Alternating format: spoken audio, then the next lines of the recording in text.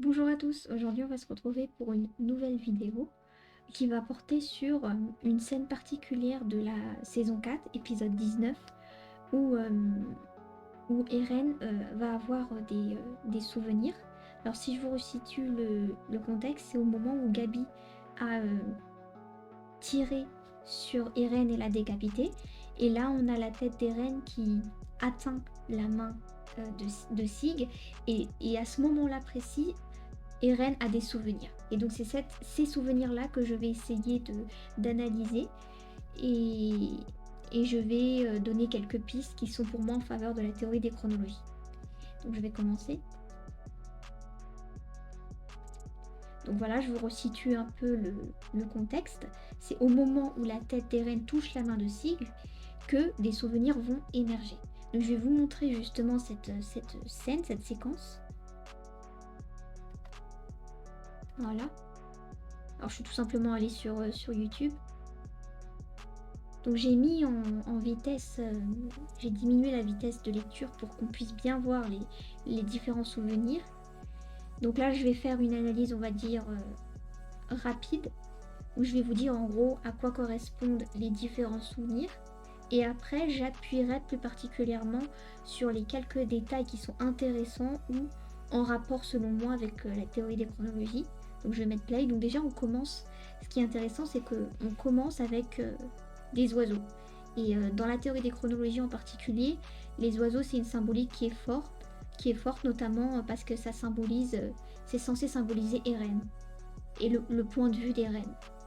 Là en plus j'ai l'impression qu'on a des faucons. Enfin, moi je dirais que c'est des faucons et ça me fait penser à Falco. Et ça appuie l'idée que Falco aurait une implication potentielle dans la théorie des chronologies. Donc là c'est juste une petite parenthèse. Je trouvais ça intéressant quand même qu'ils nous mettent des faucons alors qu'ils auraient pu mettre des corbeaux ou n'importe quoi d'autre. Donc je mets play. Donc bon, il y a des fois où je vais passer si c'est pas intéressant. Et oui, et donc il y a une petite partie qui précède le moment où on voit les souvenirs, donc c'est celle qui est en train de dérouler. Et là, j'ai vraiment l'impression qu'on voit à travers les yeux des oiseaux. J'ai cette impression-là de la manière, enfin les jeux de caméra, je sais pas si on peut dire ça comme ça, mais la manière dont on nous montre les différents éléments, on a vraiment l'impression qu'on voit à travers les yeux de ces faucons-là qu'on nous a montrés juste avant. Alors, je vais essayer de passer quand je vois qu'il n'y a rien d'intéressant. Donc là, voilà, là c'est évident que c'est un oiseau là.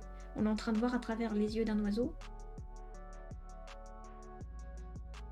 Donc ça appuie le fait que les oiseaux, ça a une symbolique importante. Et j'en parle souvent dès que je fais des vidéos sur la théorie des chronologies, donc pour moi, c'est pas anodin. Donc là, il n'y a rien d'intéressant, il nous montre un peu l'état des choses au moment où Eren s'est fait décapiter là par Gabi. Donc je passe parce qu'il n'y a rien d'intéressant. Donc là, encore une fois, on voit qu'on est à vue d'oiseau.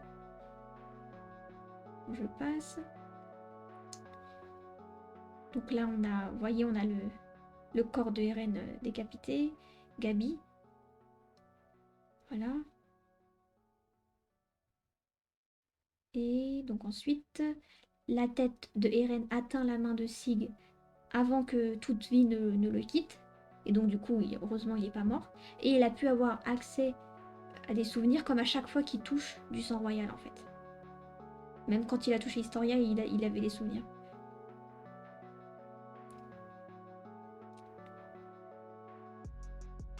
Et donc voilà, là je voulais déjà vous dire que... Alors attendez, là on a... Bon, voilà.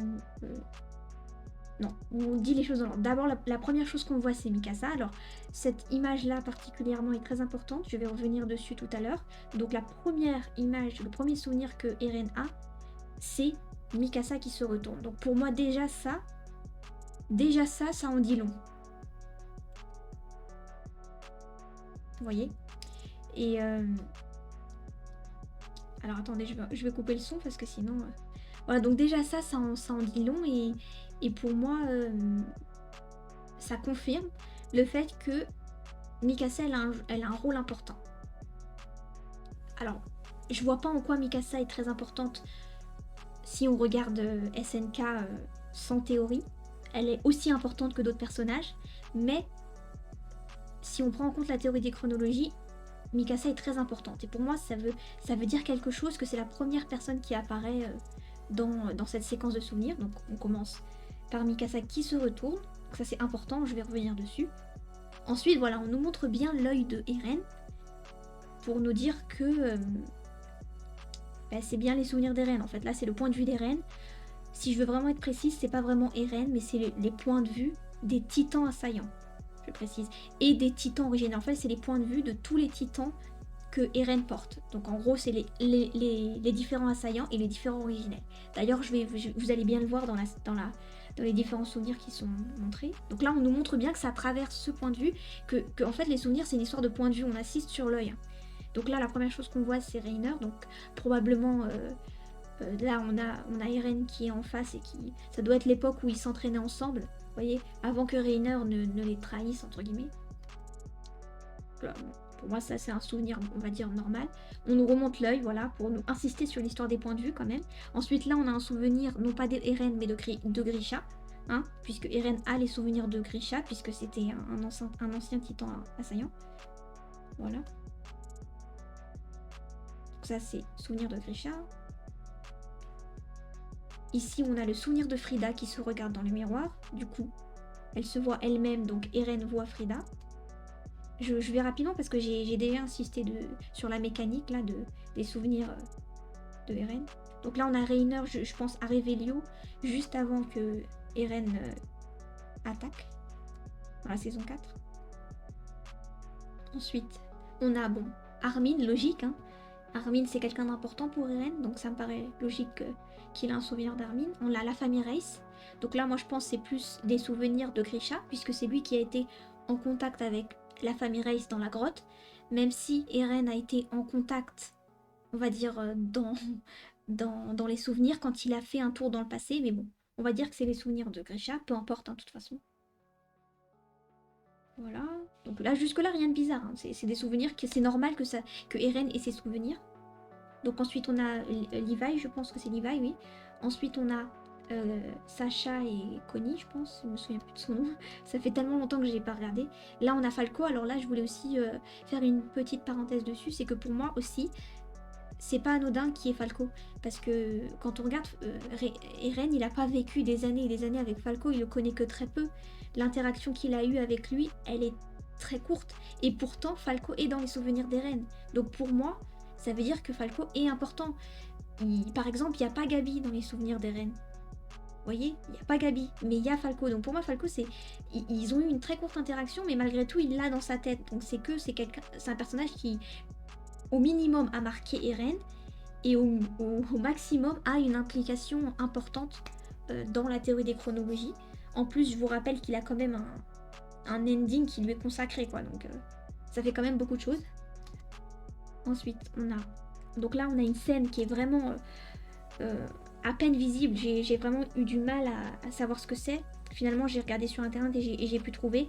Là on est sur la scène où je sais pas si vous vous souvenez, mais Kruger, qui était le précédent titan assaillant avant Grisha, a vu sa famille se faire massacrer parce qu'ils étaient de la résistance.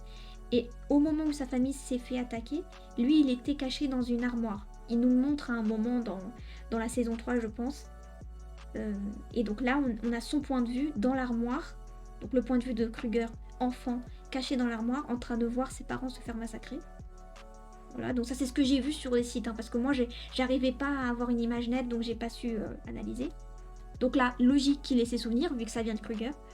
Ensuite on a, moi je pense que c'est le titan colossal et non pas les titans du terrassement là. Donc moi je dis que c'est le titan colossal et pour moi c'est logique, hein, le titan colossal c'est pas n'importe qui. C'est lui qui a débuté, enfin c'est lui qui a cassé la porte en tout premier. Là, on nous montre comme ça. Ensuite là on a une première référence un peu à des, je sais pas comment dire, à des versions alternatives de SNK. Donc ça c'est une référence à une version alternative de SNK un peu parodique, je sais pas si on peut dire ça comme ça, mais je vais vous en parler tout à l'heure. Donc ça c'est la première référence, ça n'a rien à voir à proprement parler avec le manga ou l'anime, c'est juste des références à d'autres versions alternatives de SNK. Je vous en parlerai tout à l'heure. Ça c'est la première référence. Ensuite là on a vous voyez l'immigré ou le migrant, je sais pas trop comment on dit, le migrant qu'on voit apparaître au moment où Mikasa, Eren et tous ses amis vont voir le continent et que lui il a volé, je sais pas, il a volé, je me souviens plus, il avait volé qui, Sacha, ou il avait volé quelqu'un et après ils ont partagé un moment avec lui et sa famille. Donc lui, il est très important pour Eren, mais on le saura plus en fait après, dans ce qui va se passer dans la suite. Donc je veux pas trop m'attarder dessus, mais ce personnage-là, alors je vais essayer de vous le montrer, il est important pour Eren. Voilà, en tout cas il l'a marqué. Là on a Grisha, bon logique, hein, rien de... Je vous rappelle que Eren était présent en souvenir avec Sig au moment où Grisha a fait cette tête-là. Là. Ensuite, on a un espèce d'effet de caméra, je sais pas trop comment le dire, où les choses tournent.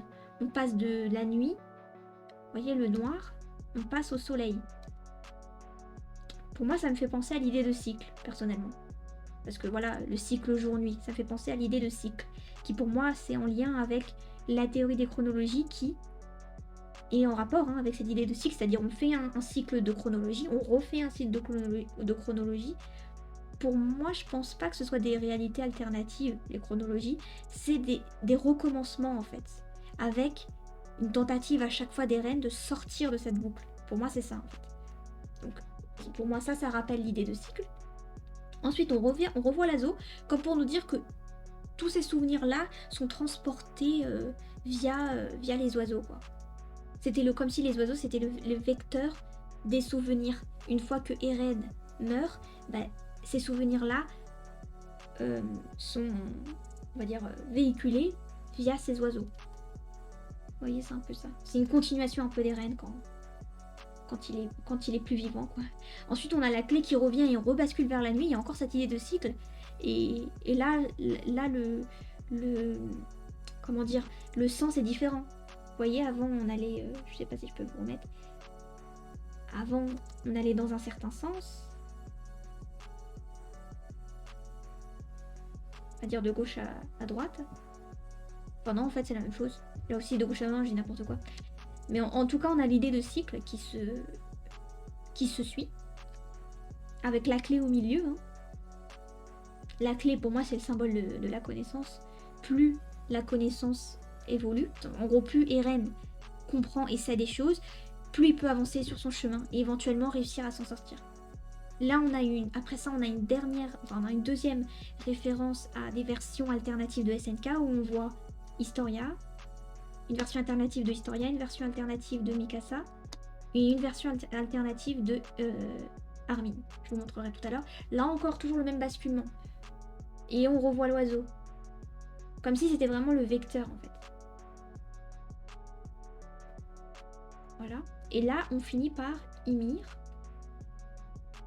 l'axe, et ensuite on voit Eren qui apparaît dans l'axe. Voilà, je pense que je vais m'arrêter là. Voilà, il apparaît et il se retrouve devant l'axe.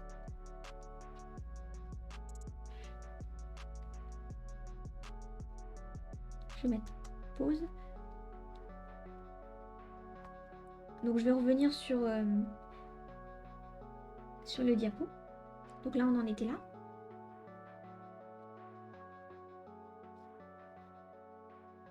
Attendez, je vais mettre pause. Voilà. Et donc là on en était arrivé à là. Je vous ai montré, on va dire rapidement, les différents souvenirs. Et je vais revoir avec vous quelques scènes qui pour moi sont importantes. Donc déjà, la première scène où Mikasa se retourne vers Eren. Alors là, ça c'est l'indice qui revient souvent, en tout cas moi je l'ai souvent vu, en faveur de la théorie des chronologies, parce qu'il y a quelque chose de très particulier dans cette scène, dans cette image, cette séquence-là. Donc déjà, regardez bien Mikasa qui apparaît dans le souvenir d'Eren. Donc là, j'ai fait une capture d'écran et voilà à quoi ressemble la Mikasa du souvenir d'Eren.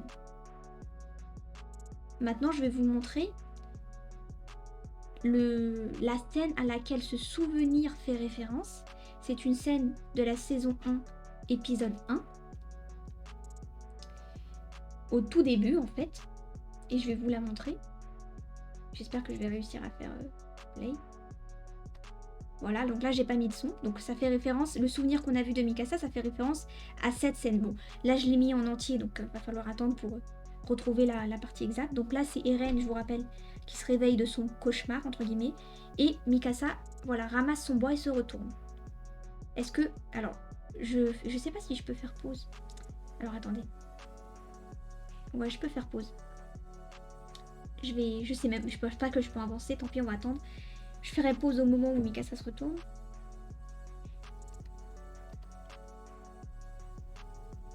Voilà. J'espère pas tomber. Voilà. Donc là, voilà. Mikasa qui se retourne dans la saison 1, épisode 1. Maintenant, retenez bien ça, je vais vous remontrer l'image du souvenir d'Eren. Bon, on est là. Voilà. Est-ce que vous avez remarqué une différence? Alors, je vous laisse faire des retours en arrière si vous voulez. Moi, je vais vous dire directement la différence. Donc, je vais vous mettre les images côte à côte. Et donc, la première chose qui pour moi ressort, c'est le fait que la Mikasa du souvenir d'Eren ne se retourne pas dans le même sens que la Mikasa de l'épisode 1 saison 1. Donc déjà, il y a une différence de sens. Donc ça, moi, personnellement, c'est la première chose que je vois. Après, un autre argument, mais sur lequel moi, je peux pas vous l'affirmer parce que je suis pas sûre, mais que j'ai vu beaucoup, c'est que la Mikasa du souvenir de Eren, elle a une écharpe noire, tandis que la Mikasa de la saison 1, épisode 1, elle a une écharpe rouge. Alors je vous rappelle que la Mikasa du manga, ça je l'ai dit plein de fois, la Mikasa du manga, elle a une écharpe noire. Donc, juste basé sur ça, ça voudrait dire que la Mikasa qui se retourne dans le souvenir de Eren, image du bas, en fait, c'est pas la Mikasa de l'anime, mais c'est la Mikasa du manga. Ce qui expliquerait aussi pourquoi elle se retourne pas dans le même sens, puisqu'il y a des différences quand même entre l'anime et le manga, même si ces différences sont subtiles. Voilà. Mais moi je vais plutôt, parce qu'on peut pas vraiment, je peux pas débattre avec vous sur la couleur de l'écharpe. Il y en a qui disent qu'elle est noire, moi je dis c'est tout à fait possible qu'elle soit noire, mais je peux pas l'affirmer à 100%, donc je vais me focaliser sur le sens. Et moi cette scène là, le fait qu'elle se retourne pas dans le même sens, ça me fait penser à une autre scène que j'ai bien détaillée dans une autre vidéo. C'est cette scène là où en fait Eren demande à Mikasa ce qu'il représente pour elle. Et on voit qu'on a une différence de sens des personnages entre la chronologie 1 d'un côté et les chronologies 2 et 3. Donc on sait que dans les chronologies 2 et 3, Mikasa a répondu la même chose à la question d'Eren. Elle lui a répondu « Tu es comme ma famille ». Alors que dans la chronologie 1, Mikasa, on suppose qu'elle a répondu différemment puisque l'issue a été différente. Eren et Mikasa, suite à la réponse de Mikasa, sont partis vivre ensemble. Donc on suppose que Mikasa lui a avoué ses sentiments. Donc c'est logique que Eren et Mikasa soient pas dans le même sens que dans les chronologies 2 et 3. Alors, j'espère que vous me suivez. Je l'ai déjà dit dans une autre vidéo, mais je le redis. Et donc, pour moi, cette mécanique-là que je viens de vous expliquer, c'est la même en fait qu'on retrouve ici. Alors je vais revenir dessus. Donc, pour résumer, la chronologie 1 est différente des chronologies 2 et 3 au vu de la réponse de Mikasa. Et donc le sens des personnages est différent dans la chronologie 1 par rapport aux deux autres chronologies. Donc ça, c'est logique, c'est acté. Maintenant, si on transpose à la scène qu'on vient de voir, et ben on voit que dans la saison 1, épisode 1, Mikasa se retourne dans un sens, et dans le manga, Mikasa se retourne dans l'autre sens. Or, ça je l'ai bien expliqué dans ma vidéo qui expliquait le principe de la théorie des chronologies. Le début et la fin de SNK, le début et la fin de l'anime et du manga sont différents dans SNK. Et c'est d'ailleurs ça qui a permis de donner naissance à la théorie des chronologies. C'est la différence entre le début et la fin de l'anime d'un côté et du manga de l'autre. Donc le début de l'anime est différent du début du manga. Donc c'est normal que dans cette scène-là, il y a le sens de Mikasa soit différent puisque c'est différent Il y a des subtilités qui font que c'est différent. C'est pas des trucs énormes, hein, mais il y a des subtilités qui font que c'est différent. Si vous voulez savoir, regardez la vidéo où j'explique un peu le principe de la théorie des chronologies. Je vous la mettrai en barre d'infos. Et donc là, le sens est différent, puisqu'il se passe pas exactement la même chose, en gros. Voilà. Donc ça, j'ai un peu résumé ça comme je pouvais. Et si je vous remets l'image du coup du souvenir d'Eren, vous voyez bien que la Mikasa, là, elle est dans le même sens que le manga. Vous voyez, je vous remontre. C'est le même sens. Ce qui confirme encore une fois que cette Mikasa-là qui se retourne dans ce sens-là, c'est bien la Mikasa du manga. Et donc Eren, là, le souvenir qu'on nous a montré, c'est un souvenir de Mikasa, mais une Mikasa de la chronologie 2, qui correspond au manga, je vous le rappelle. C'est pas la Mikasa de la chronologie 3 qui correspond à l'anime. Vous voyez? Donc Eren peut avoir des souvenirs des différentes chronologies, ce qui est logique. Donc là, à mon avis, le fait qu'il nous ait montré cette Mikasa-là du manga, c'est tout simplement pour nous laisser un indice, hein, parce qu'ils auraient très bien pu nous remettre la Mikasa de l'anime. Donc le fait qu'il nous ait mis un sens différent, c'est pour qu'on fasse le lien avec le manga en fait. Et qu'on se dise, ah tiens, c'est bizarre, il a accès à une image, à un souvenir entre guillemets du manga. Enfin, pour en arriver à dire ça, il faut déjà être au courant de la théorie des chronologies, mais bon. En tout cas, pour moi, ça c'est un indice. Voilà, j'espère avoir été claire. Voilà. Ensuite, oui, je vais vite fait parler des références à des versions alternatives de SNK. Donc la première qu'on a, je le rappelle, c'était celle-là. Et ça fait référence tout simplement à une couverture de magazine. Donc comme les mangas sont publiés dans des magazines au Japon avant d'être reliés, quoi. Et ce magazine-là contient le chapitre 128, si ça vous intéresse. Mais ça correspond, c'est vraiment, il a remis la couverture de ce magazine. Là, on voit Reiner au milieu. Ensuite, on a une autre référence, c'est celle-là, où on voit des versions alternatives de... comment elle s'appelle? Historia, Mikasa et Armin. Et donc ça correspond à quoi? Ça correspond à une fausse série de previews. Non, pardon, une série de fausses previews. J'ai pas dit les mots dans le bon ordre. C'est une série de fausses previews de SNK qui sont présents à la fin de différents tomes. Mais des tomes 21 à 34. Hein. Pas au début, il n'y a pas. Moi, pour avoir lu les mangas, je vous confirme qu'il y a ça.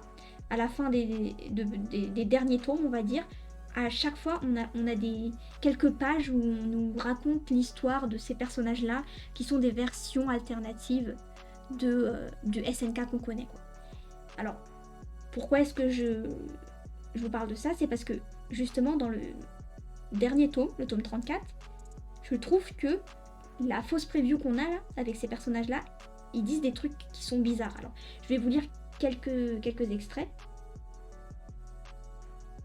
Donc là, on est vraiment dans le dernier tome, hein, le tome 34, et on a voilà quelques pages qui nous mettent en scène ces personnages-là un peu originaux, on va dire, différents de ceux qu'on connaît. Et je vais juste vous dire les trucs bizarres qui sont dits. Hein. Et comme le fait que ce soit dit à la fin, pour moi, c'est d'autant plus important. Autant j'ai oublié ce qui s'est dit dans les autres tomes, mais celui-là, ça m'a marqué. Donc en fait, je vous raconte, je vous dis le contexte rapidement. En fait, ils sont en train de regarder un film au cinéma. En fait, ils sont en train de regarder...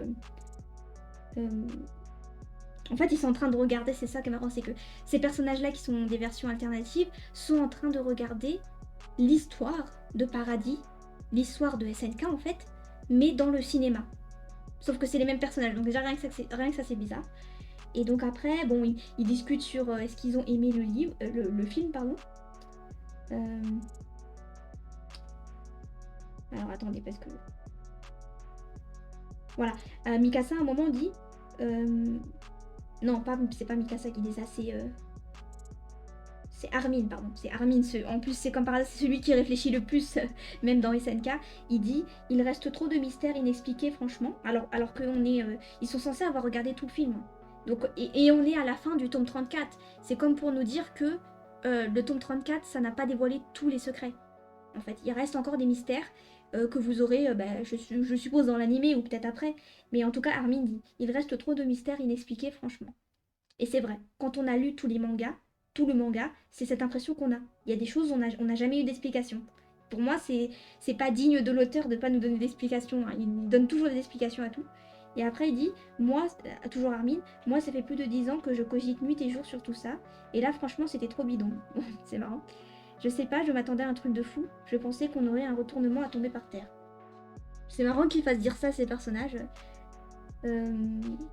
Voilà, après, bon, là, on a des trucs... Voilà, après, Armin qui redit, super, ça me fait une belle jambe. Je me posais des tas de questions qui resteront sans réponse.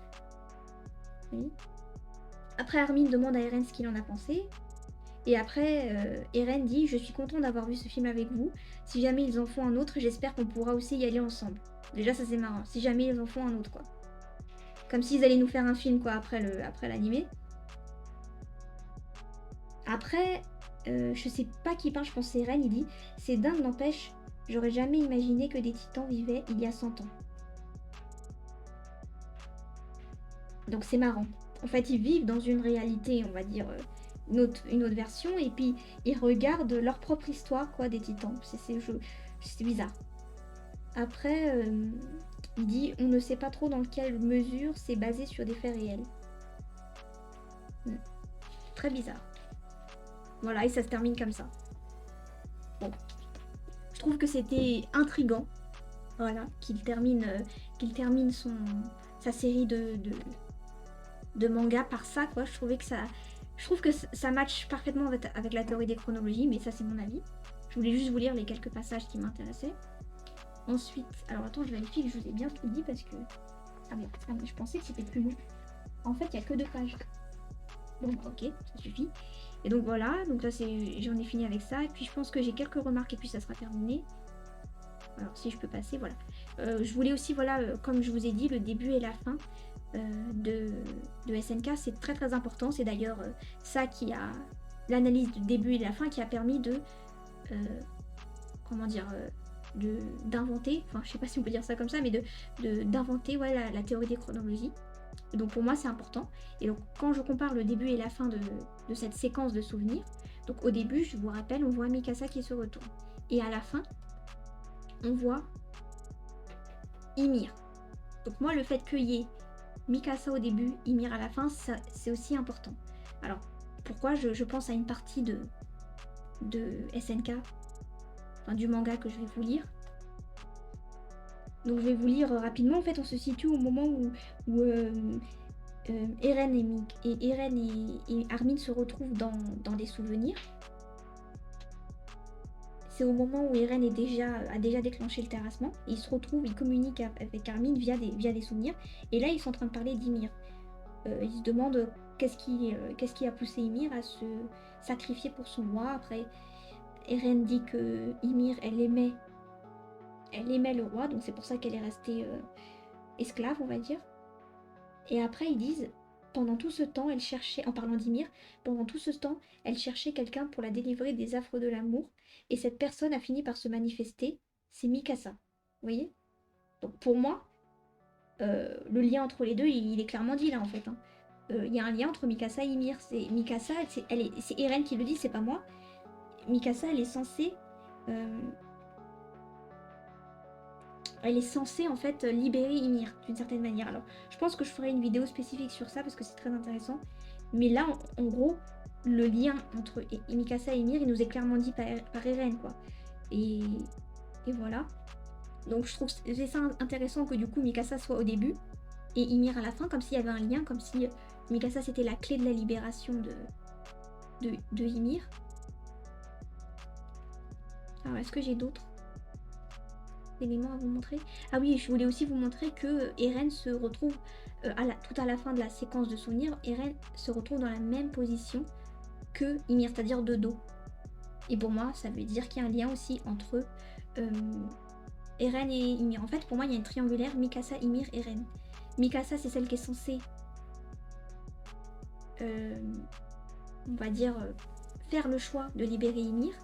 Et Eren, lui, il continue à avancer et, entre guillemets, il force Mikasa à faire le choix de se libérer. Je vais rester très vague parce que je pense que je ferai vraiment une vidéo spécifique sur ça. Voilà. Donc je vais m'arrêter là pour cette vidéo. Je vous dis à bientôt pour une prochaine analyse. Au revoir.